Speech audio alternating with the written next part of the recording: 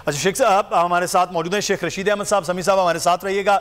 शेख रशीद अहमद साहब, अवामी मुस्लिम लीग के सरबरा, sir election commission 13 तारीख कह रहे हैं कि वो इमरान खान को पार्टी जो चेयरमैनशिप है उससे वो फारिग करने का प्लान बना रहा है, और नून लीग बाकायदा पहले जो कह चुकी है अब इलेक्शन कमीशन वही करने जा रहा है। शेख साहब गुजारिश ये है, ये मुकाबले करने की पोजीशन में नहीं है, ये शिकस्त खा चुके हैं, इन्होंने इलेक्शन में नहीं जाना।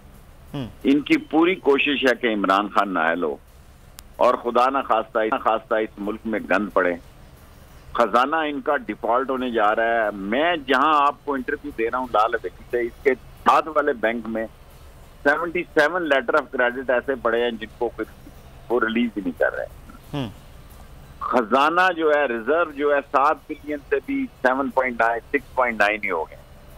सो कर्जा इनको दे कोई नहीं रहा। IMF को ये आंखें दिखा रहे हैं पागल। मुल्क ऑलमोस्ट अल्लाह मेरे मुंह में खाक जिस तरफ जा रहा है उसको बचाना बड़ा जरूरी है। बाकी तो इमरान खान इनसे नहीं गिरता, और अगर ये ऐसी हमाकत करेंगे तो कोर्ट से कानूनी तौर पर वो लड़ेंगे और बेहतर सूरत हाल पैदा होगी। लेकिन एक बात वाज़ेह है कि ये इलेक्शन से सरेंडर कर गए हैं, ये इलेक्शन से भाग गए हैं, ये रोंची डालने जा रहे हैं पंजाबी में कहते हैं, और ये रोंची डालने के लिए इमरान खान को नाअहल करना चाहते हैं, उसको इस आईनी और कानूनी हक से दूर करना चाहते हैं। लेकिन इंशाल्लाह नाकाम होंगे और कौम इमरान खान के साथ है, इनका ये हथकंडा भी नाकाम। बहुत शुक्रिया शेख रशीद अहमद साहब, अवामी सरबराह हमारे साथ मौजूद थे।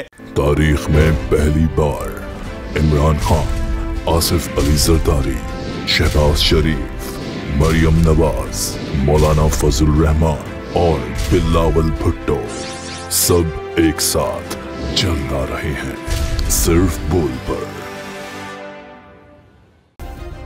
सब्सक्राइब करें और बेल दबाएं ताकि कोई खबर रह न जाए।